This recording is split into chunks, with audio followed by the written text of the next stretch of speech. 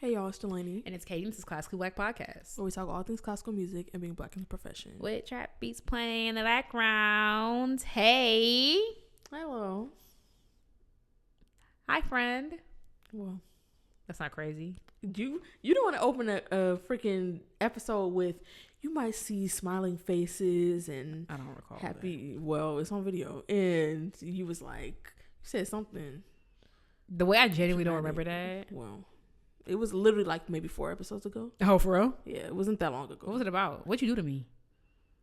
See, and that's the part we're missing. No, that's the part we're missing. What did you do to me? We circled back on the next episode because I wrote it in my notes to circle back, and you was like, "Well, we don't have time," because you had that idea, and you were mad that I was not receptive to that idea.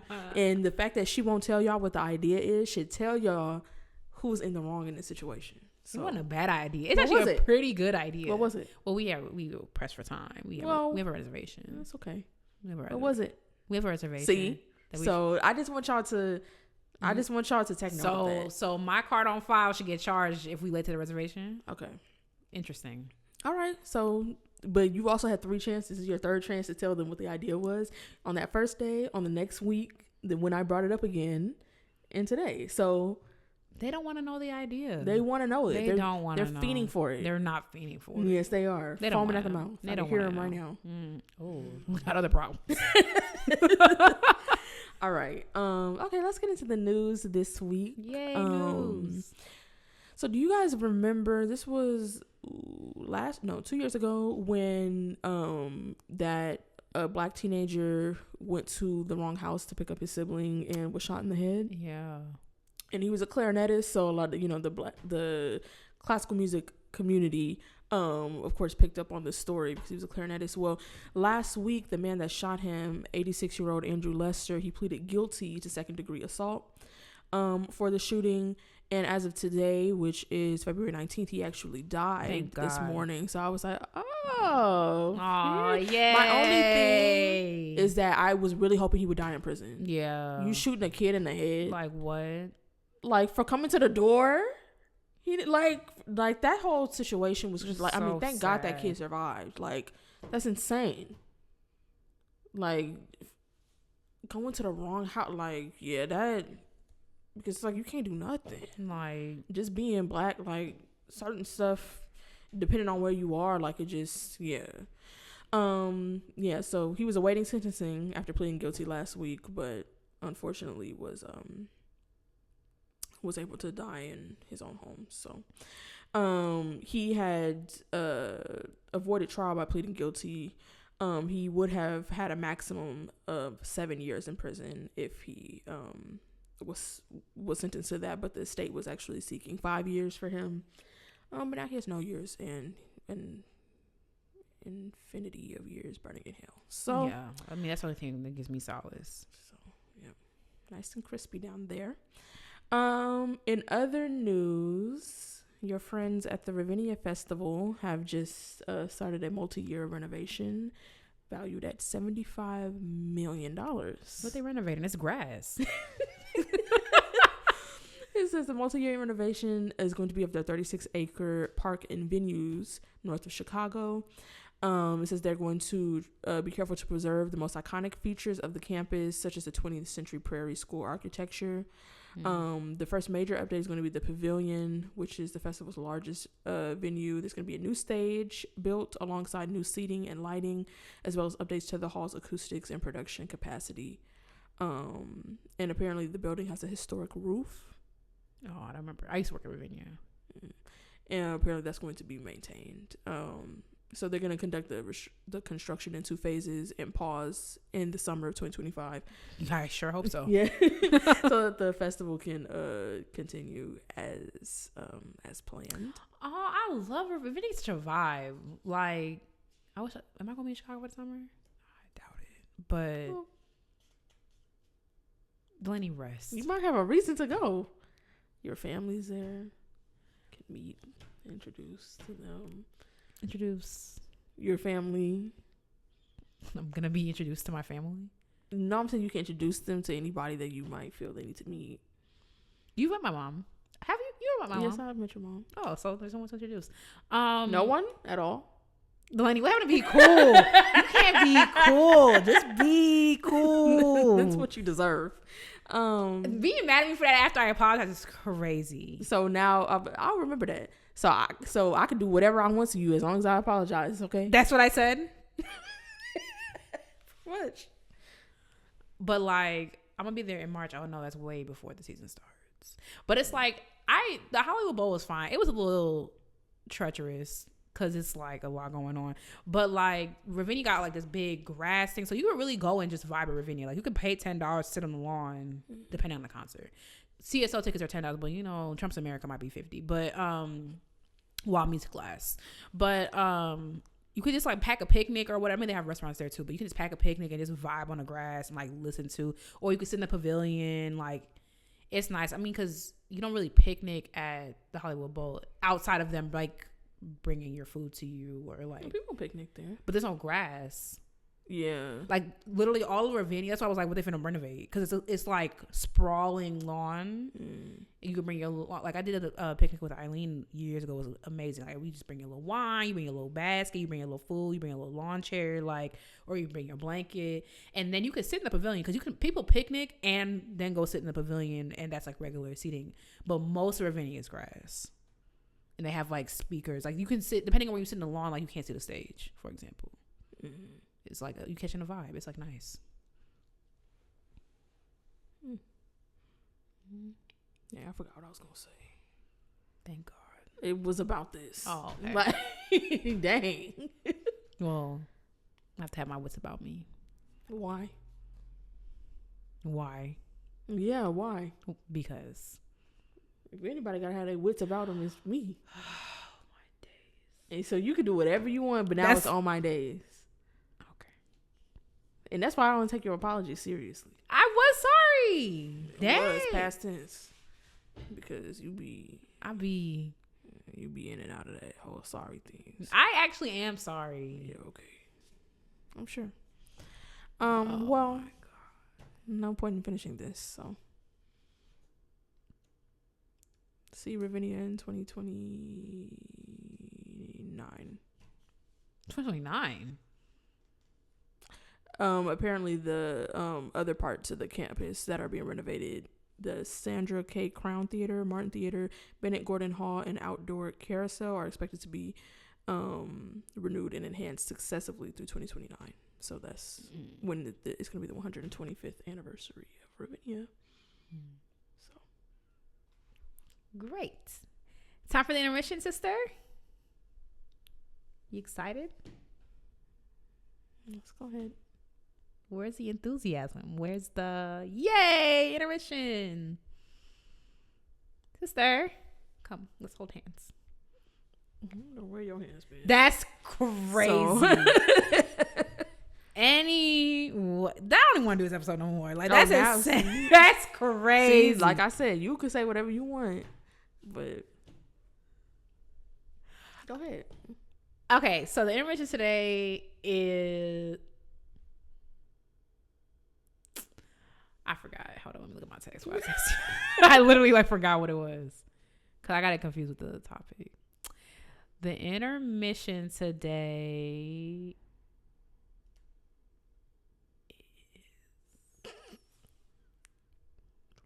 Okay, so one of the little internet things is something having PR, a good PR. Like you didn't realize, for example, the best example of this are hippos. Like hippos have had extremely amazing PR. I mean, maybe the Hungry Hippos game was a little bit of a giveaway. But hippos are cute and they sometimes they dance and whatever, and they have cute babies. Whole time these are treacherous murderers who literally murder for sport. They be in water, can't swim. They just be bouncing on the bottom of the whatever pond that they're in. They just be killing for fun. Dolphins as well love to kill for fun. Just feel like it. Kangaroos. Have you seen a kangaroo? You saw that video that went viral? Yeah. It scared me. It was a video that went viral 3 or 4 weeks ago that even Kevin on stage talk about everything, but it's like all buff and it has like these long toenails and like. Have you seen the video of the kangaroo with the dog? Yes. He was holding the dog. I was like, oh. And I remember like, what's that show? Stanley and the Great Book of Everything or whatever. Like, they be boxers or whatever, but like, it never gave. And that's why when I say, like, with all due respect, when God just be doing stuff, because like, what does a kangaroo contribute to the ecosystem? Precisely. Like, what exactly does it do? You ain't no bee. You ain't no, like what exactly does a kangaroo do? Like, with all due respect. When I saw that thing slither from wherever it was at in that video and just with it being all long and its tail and why do you have an 8-pack and like they be so buff and and I don't like that. And have you ever seen the inside of their pouch? It's so weird. And it's like they're probably looking at us the same way. Yeah, they like, probably like what the hell is going on? But it's just too much. Like, really good PR for kangaroos. I mean, I feel like to be fair, I think most cartoons I've seen kangaroos in, they're kind of bullies. So maybe. But what's her name? Rue. In the Mama Kanga. Yeah, from Winnie the Pooh. Oh, she got her freaking apron on and baking pies and stuff. I'm like, nah, girl, we know the truth. Like real good PR because. Yeah, so I wanted to know what is something in classical music besides classical music that has really good PR but is actually just hellacious or whatever. So my answer is Katie Brown. Does this look like the face of somebody who has good PR? I'm an angel. Y'all see what I mean? So, and I actually haven't posted those videos on Patreon yet, so people can know what you like behind the scenes. I'm Katie all the time. Well, Patreon will see. Patreon will know the truth. Is it an idea that's safe for work? No. Wait, you talking about the vaginal idea or the? That's what it was. I think I had two ideas. Oh, they're both vaginal.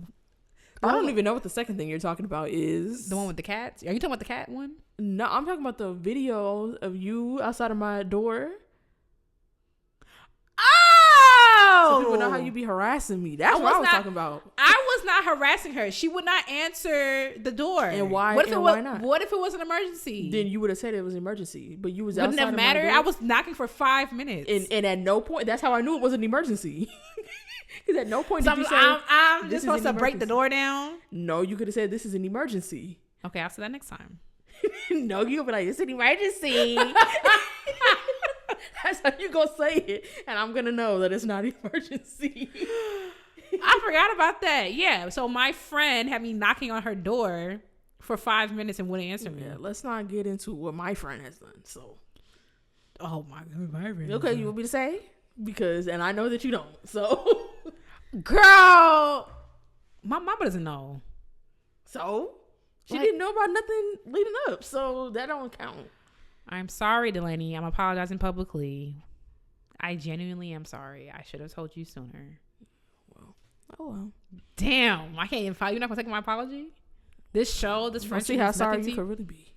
This show, friendship means nothing to you. In front of all these people, you're gonna say this show and this friendship. That's what you said. I said that? Yes. Through your actions. So, good PR. I mean, besides Katie, one person in classical music that I think has really good PR is Debussy. Now, we have done everything in our power to undo that PR. And it's to no avail. Because y'all think it's all twinkly lights and soft melodies and whatever. Meanwhile, he was a freaking menace behind the scenes. Yeah. Didn't he beat his wife? Oh, trigger warning. Yeah. Wait, his wife. Okay, trigger warning. Suicide. His wife tried to commit suicide because of him and didn't succeed. Yeah, and he was like, "Oh well, I don't know what to tell you." Like, we have a whole episode about that. That's why I'm like, I'm not gonna get into the details because, as y'all know, if y'all have listened to Classical Black for a while, not a fan. So I didn't really want to look that into it. But we have a whole episode on this, the trifling music history.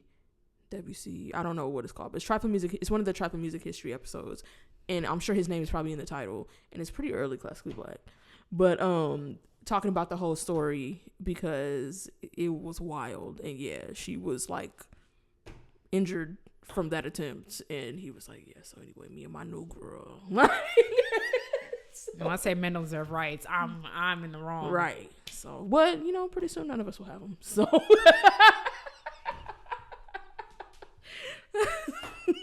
so it's not funny, is it? No, but what else can you do but laugh? You can't do anything but laugh. You think laughter will be allowed in the camps? Oh my god! Long live the king. Here we go. I can we're going through this. Like, I literally, when I saw that, I was like, meanwhile, I'm still clicking around in freaking Slack while you talking about long live the king and you're in a president. So, yeah. Sorry, y'all. The White House posted a picture of Donald Trump with a crown on, talking about long live the king. I'm like, yeah, so this isn't fucking terrifying to anybody else. It's also like unconstitutional. Like, but I mean, I know that it means, I know that that's just a word. Right. So how many more months do you think before they burn the Constitution? They removed it off of the White House website on like his first day. I don't know if it's back now or what, but so. Well, only 2 more years until the midterms. It's only been, have we hit a month yet? Oh, tomorrow will be 1 month. So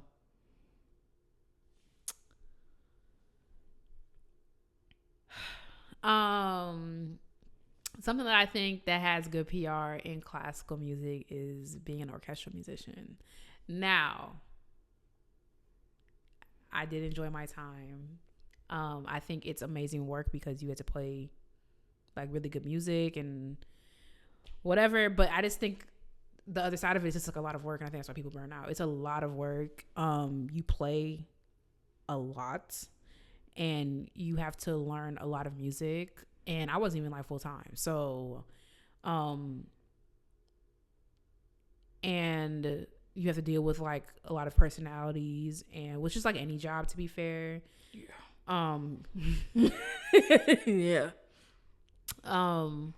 But it's just freaking tiring. Like, that's just what it is. Like, it's cute or whatever to play, and obviously it's one of the like more highly sought after jobs in classical music for a reason. But it's really tiring. You have to learn a lot of music, especially depending on what ensemble you play in. You have like no weekends, and it's like by the time you get out of a concert, it's freaking 10 p.m., 10:30 p.m. and it's like, okay, now what? Like, your freaking weekend's over. But I think out of all the jobs in classical music, it's just really demanding. I think it has really good PR because everybody wants an orchestral job, and then you're in it, and it's like, oh. It's still good though. Mm-hmm. But I don't know if I don't know. I started to see that I don't know if I would do that long term.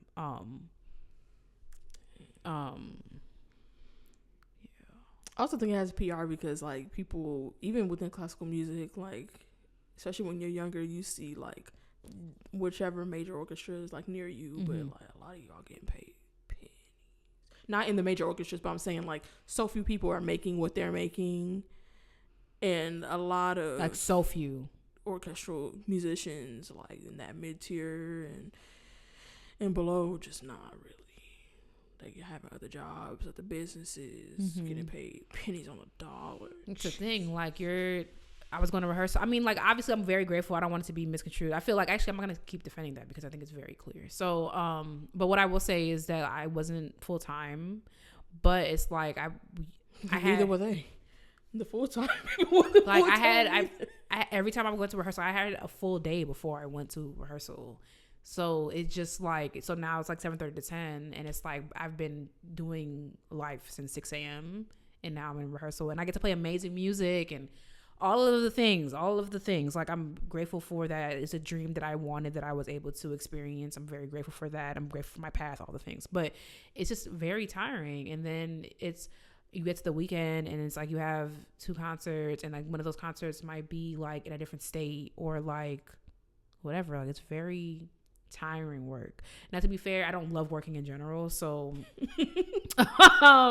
that might be consider the source. But I like working, like I like doing class sleep, like, and also I complain about everything. There's always something to something. Like, we had to gerrymander this episode together because we thought we had stuff, and anyway, or I don't feel like filming for Katie Makes It Vegan. Everything has a thing, but it's just like, it's just, orchestra life is glamorized, and it's not. Same thing. What I was really gonna say was like freelancing. I think that has, because it's like freelancing has good PR because it looks cool, but it's just a lot. I've been happier when I'm not freelancing full time. Like a little thing here and there. I'll be down to the homeless shelter before I start doing that shit. God. It's just like, it looks glamorous because you get to do all this stuff, but it's like, it's stressful, especially like you have slow months and you have to figure out what to do there. And I don't miss freelancing solely. Well, to be fair, I never freelanced solely. I always had students or like writing or something. But I feel like that's also freelance. Like, you wasn't freelance. Fair. Yeah, it's freelance work in freelance general. For work. I'm thinking like gigging then. Yeah. I feel like, because I mean, it's cute, but I played for John Legend. I didn't even meet him because he didn't even come he didn't even come over to talk to the string players, and I wasn't finna rush him to go. Right. Like, when he was walking out of I felt bad, but the violence, I'm like, girl, I like you've been here before. Like, she was running up to go get a picture with him, like, which is like fair. I wanted to be kind because it's just like, when are you ever gonna meet John Legend again? But it's also like, we are in a professional setting, and it's like, you've been somewhere act before. like you've been, like, you kind of gotta act like you're not impressed by him, because it's like, he's trying to just do his thing, you know? Right. I mean, yeah, they told me that I have another check from him, so that's cool, but it's like, I didn't get paid $1 million to play with John Legend, you know? So it's like, it's cool, but then it's like, yeah, that was my runner up, because it's like, when you have a slow month and it's like, okay, so what we finna do? I do not miss that. Alrighty. Getting into the topic this week. So, several things kind of went into this topic, but the main thing is that Beyonce is going on tour, which we touched on a little bit last week because we got our tickets.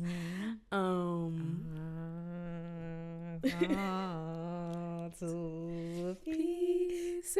And then she goes, it's so good.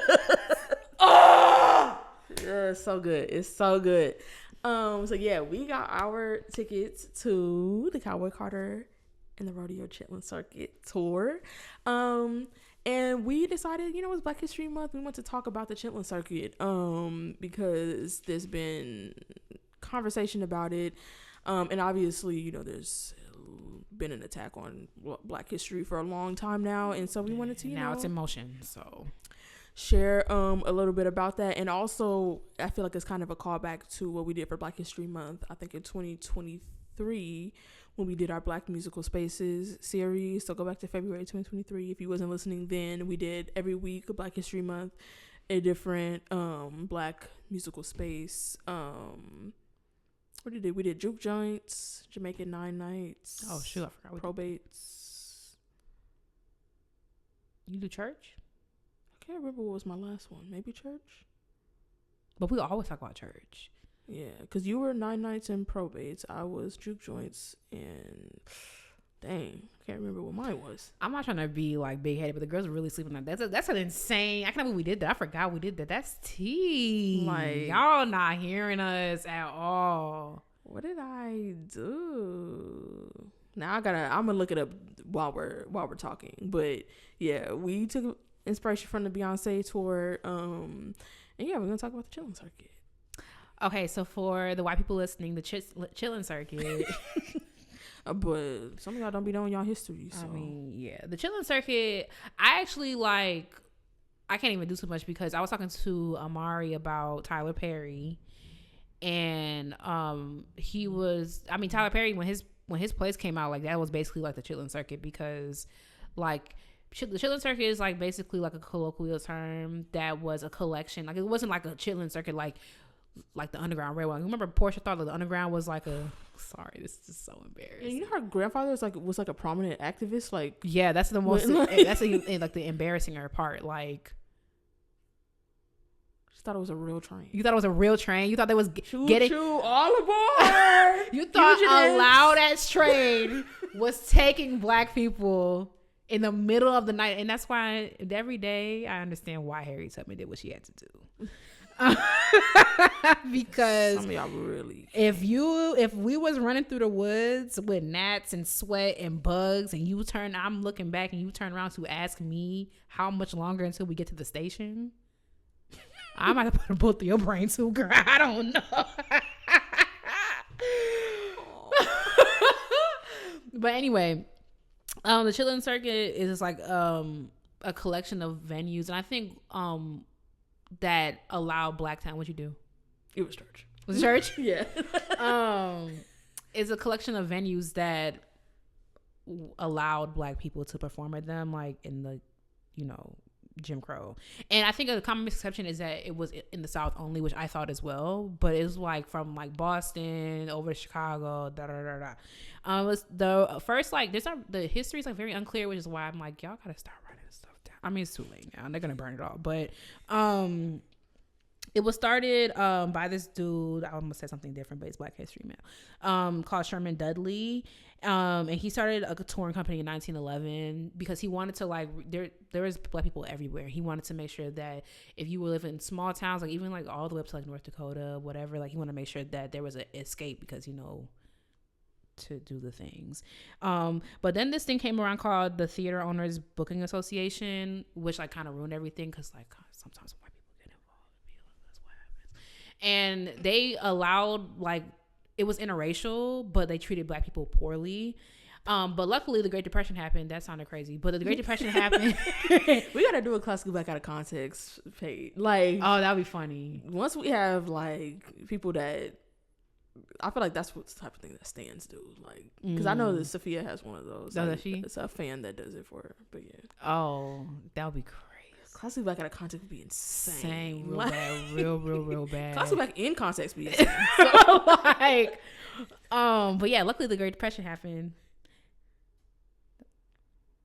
It sounded weird the second time I said it. Probably because it was my conscience. And it dismantled.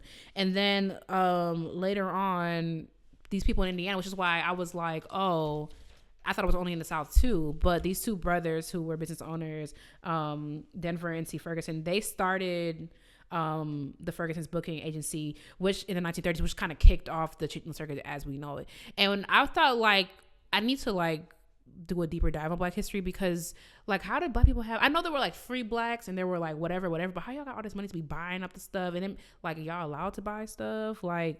They own a bunch of venues in Indiana and they started having Black people come through and perform at them. Mm-hmm. How you own so much property? I know technically the Constitution said you could, but technically a police officer shouldn't be able to shoot me in the face. So you know what I mean? I think it's similar to, there was just things that slipped through the cracks. I feel because it's Black men got the right to vote late 1800s. And then from then on, there was multiple Black men miraculously elected to Congress. And I'm sure there was a lot of Black men that were, because they were still doing all that. They were still doing the literacy test, the poll taxes and all that crazy stuff, but stuff be slipping through. And so I think that some of the free Black people probably in the North were able to accumulate wealth, just depending on, especially because everything was so segregated too. I guess maybe in those places where there was a Black enclave, like the Black Wall Street and stuff, before the white people got to it, those places were able to develop.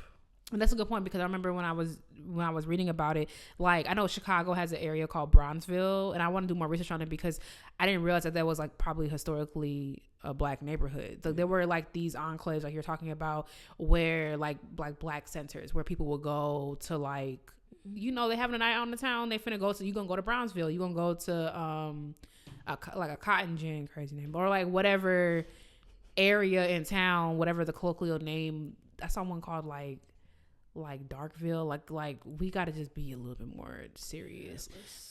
Get creative. They're like, monkey, dark monkey, yeah, monkey like, alley, but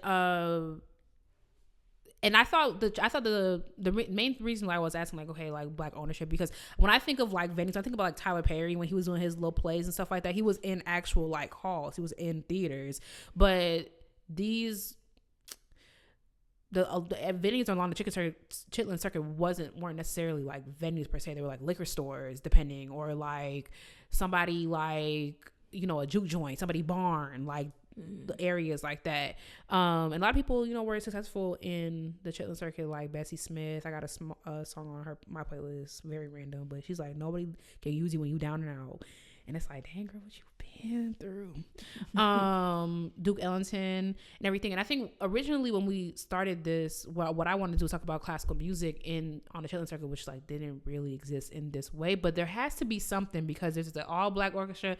It's all this and that. I'm trying to find more of the black classical musicians in this era, so maybe we'll spin the block on that. But there was one guy I wanted to point out, Ray Willis Nance, who was a trumpeter and a violinist. He got hired to replace someone named Cootie as a trumpeter, but he was also playing violin. That's like the only violinist I could find in like I only spent like an hour on it, but find like who would be involved. And he was in Duke Ellington's orchestra. So I don't know, because it was like comedians, it was jazzers, and it was dancers.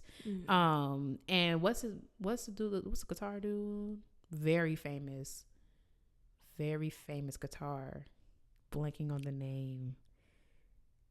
He was from Nashville. Oh, what's his name? Who are you talking about? What's his name? I'm so mad. He's so famous, and he spells his name a little weird, but it's like a common name, but he spells a little weird. A common name? Oh my god! I'm so mad. I thought I was thinking Muddy Waters, but I don't think that's what you're talking about. No, it's not. When I say the name, I'm gonna be embarrassed. Guitar on the Chitlin Circuit, famous guitarist. I'm gonna be so embarrassed. I have to know. B.B. King?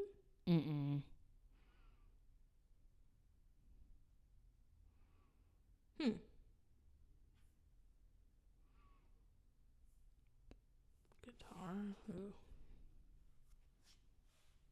Oh my gosh.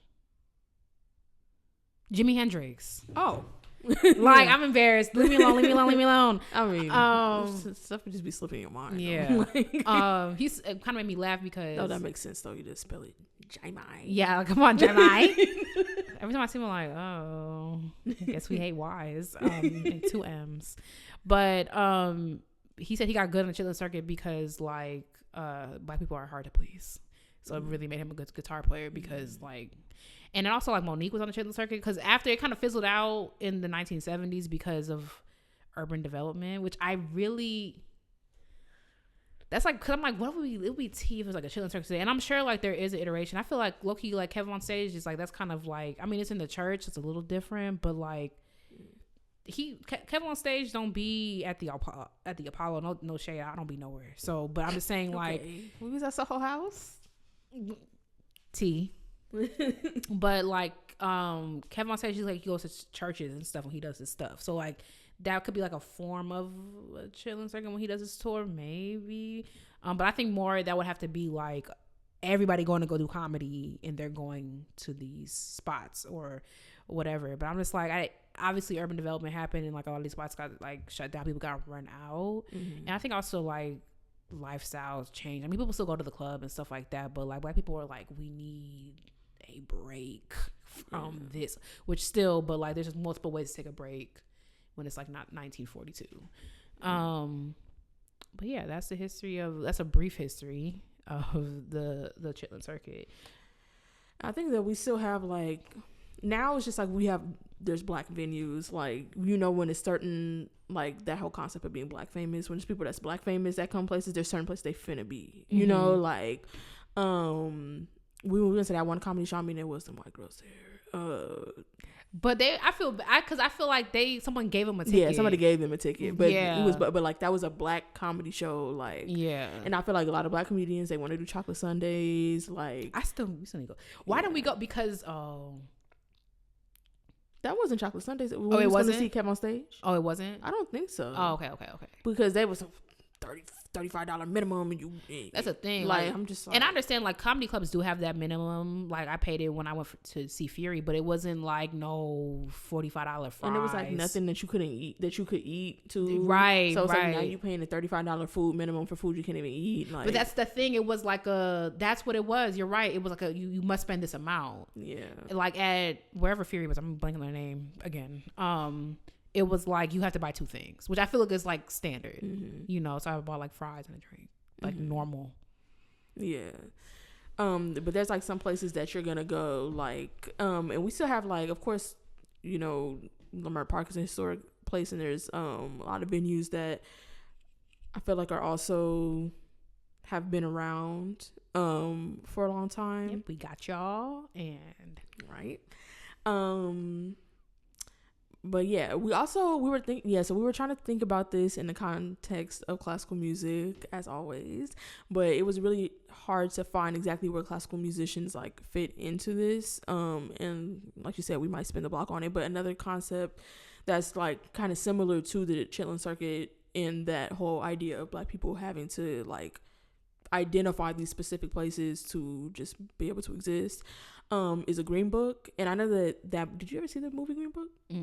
I didn't see it either, but just a Green Book in general is like they would have these Green Books that had like places, it'd be gas stations and rest stops and things, and hotels and stuff like that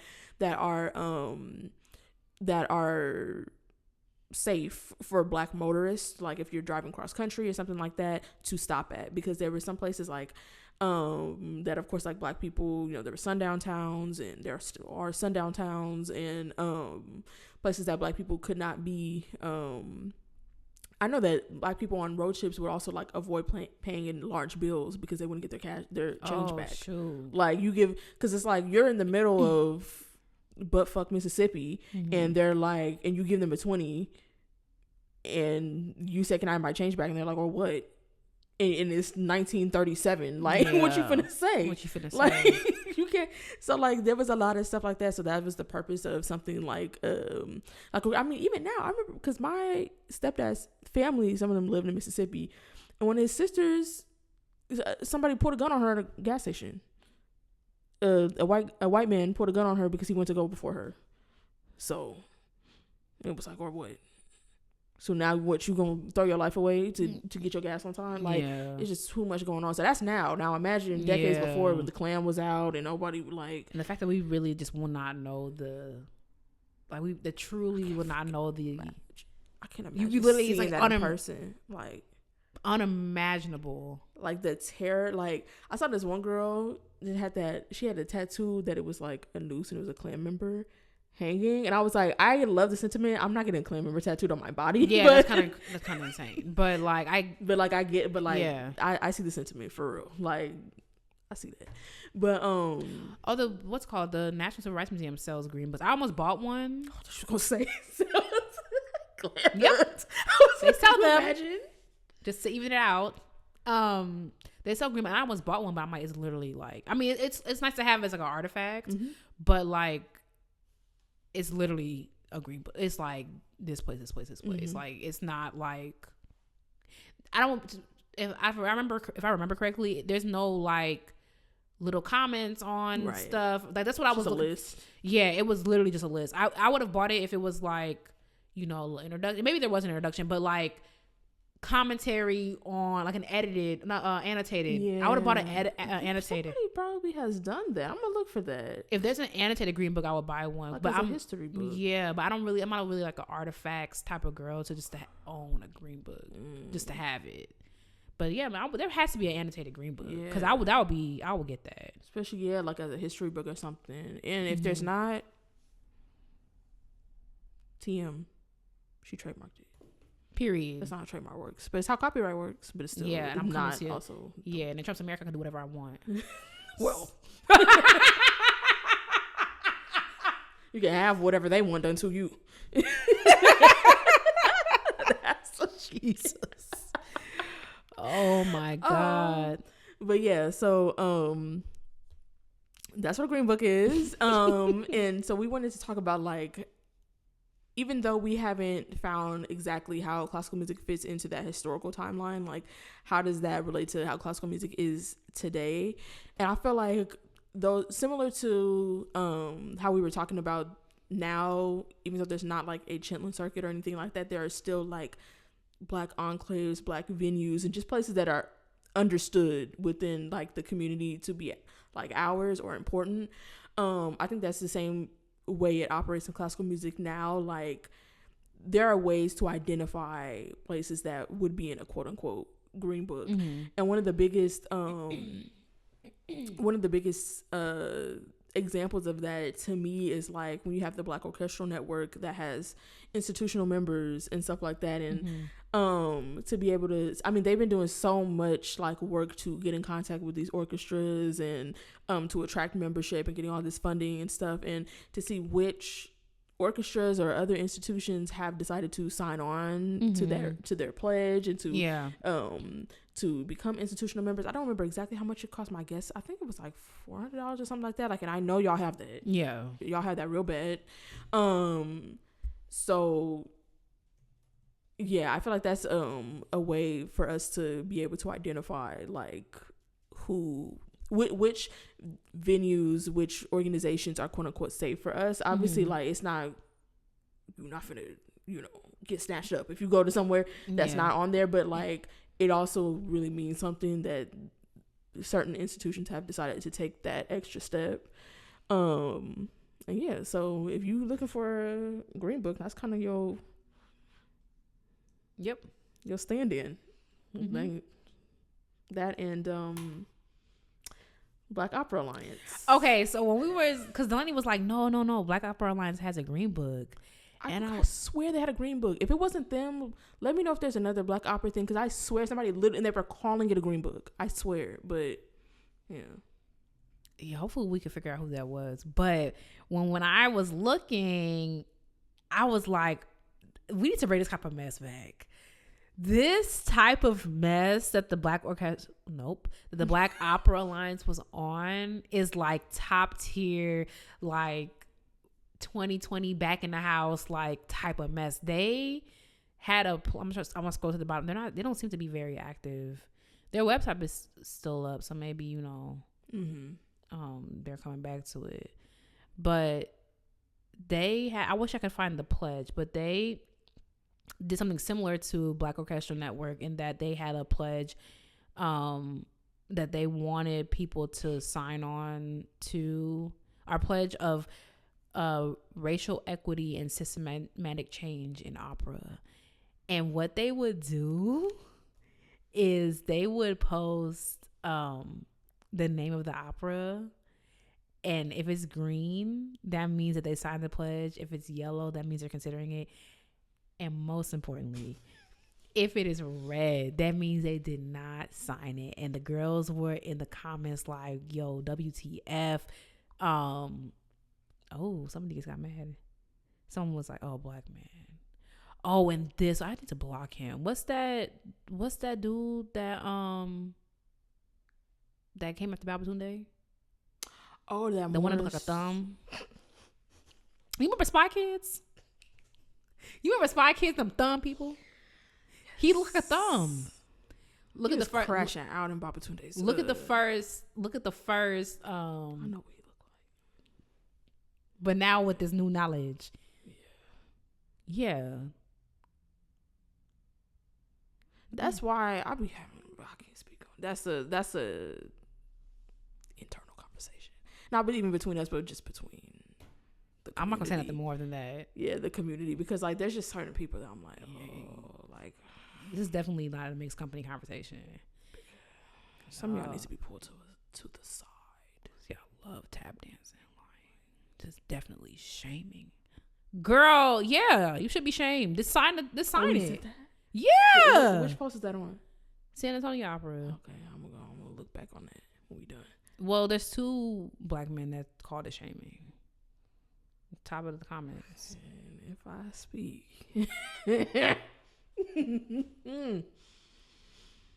What Dr. Umar say? Wait. That's a crazy.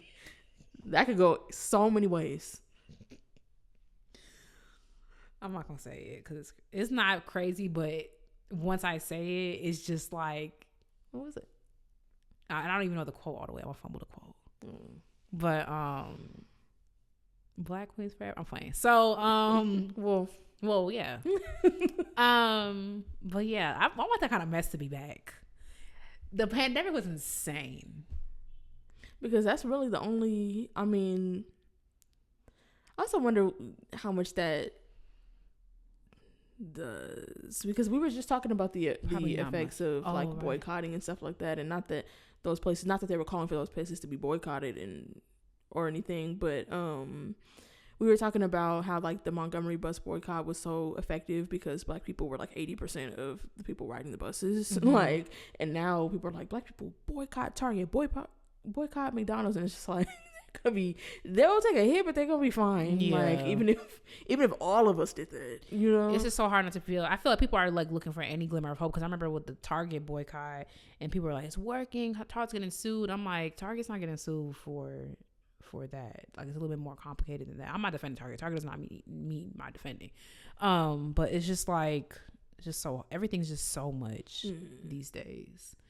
But I wonder how those, I mean, a lot of arts organizations was already struggling, but I wonder if that did anything to, like, or if it was just Instagram comments. I mean, all they had to do was like hold out.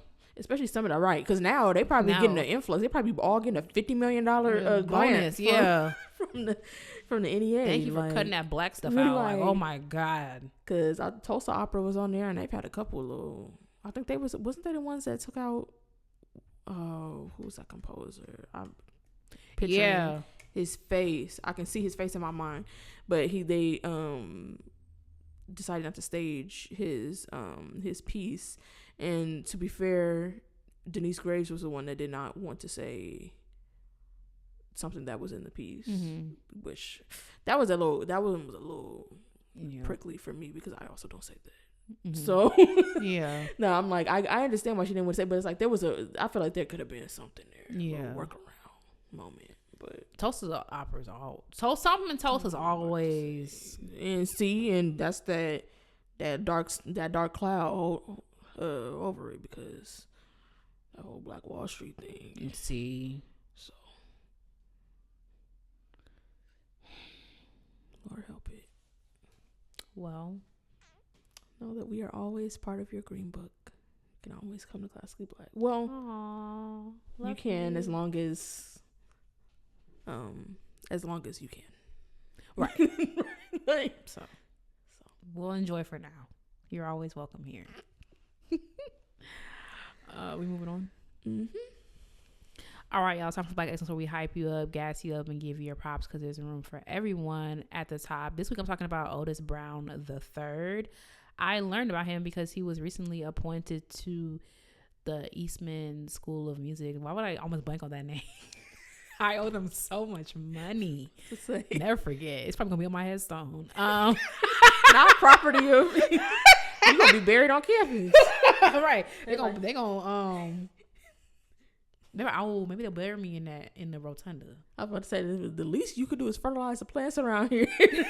Right. They gonna be taking my ashes and sprinkling them.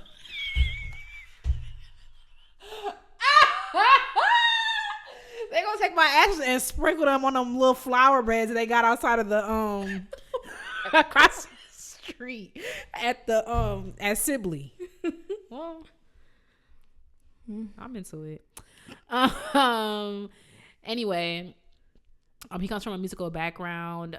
His parents were both musicians, and no, I don't want to lie. Well, yeah, I read this. I don't know what I'm talking about. His parents are both musicians. He's from Newark, big New Jersey, period. He's a saxophonist. He attended Delaware State University as a music major. He crossed paths with Donald Byrd, which is a jazz icon, and encouraged him to do more than I'm gonna say it because it's his thing, but like, yeah, he wanted to think more outside of music education. We need good music educators, but yeah. Anyway, moved to New York and his life changed. He went to the New School for Jazz and Contemporary Music. And then he caught the attention of some folks over there, and now he's been on some Grammy-nominated albums, Bird Song. Sorry, he played with Esperanza Spalding. And yeah, shout out to you. You can read more about him. His biography is very artfully written. So yeah, bring that back. Stop listing out everything you've been doing. So a nice read. Welcome to Rochester. It snows every day, so bring your burqa. Your parka. I mean, to say what? We need a burqa for. Bring that too. If that's what you into. Bring both. But yeah, shout out to you for in your appointment. Got a piece of the week? Yep. Okay, my piece of the week comes from a game that I played the other day with my dear friend Sam Bergman. Shout out to Sam, who may or may not hear this episode. I know he listens sometimes. So yeah, we played this like ranking game that he got from this other podcast where you like, it's complicated. Complicated. I got the hang of it once we started doing it, but it's like basically like multiple players get different, like you can rank anything. We ranked Beethoven symphonies, and like so we were like, each person got 2 or 3 symphonies to rank, and it's like other people can veto your ranking, but they only get so many vetoes, and like so we have to collectively rank these things. But of course, every individual person has their own personal ranking and agenda that they want to advance. But we were all happy with what ended up being number 1, which is Beethoven 5. That came out on top. And as much as like Beethoven 5 is like the Beethoven symphony that everybody knows and stuff, it's like what we could all agree on is that it just does not miss. Like every single movement is good, like in a way that in a way and into a I would say extent that other symphonies just don't really stack up. So yeah, my piece of the week is Beethoven 5, our self-proclaimed best Beethoven symphony. Period. We love black men who write music. Thank you so much for listening. Like it, stream on. Oh God! Thank you so much for listening to Classically Black Podcast. Don't forget to follow us on social media at Classically Black Podcast. We be having a time, so follow us. Like what? Like hello. Join the Ebony Tower. That's patreon.com/Classically Black Podcast. Thank you for listening, and we will catch y'all next week. Bye, y'all. Arrivederci.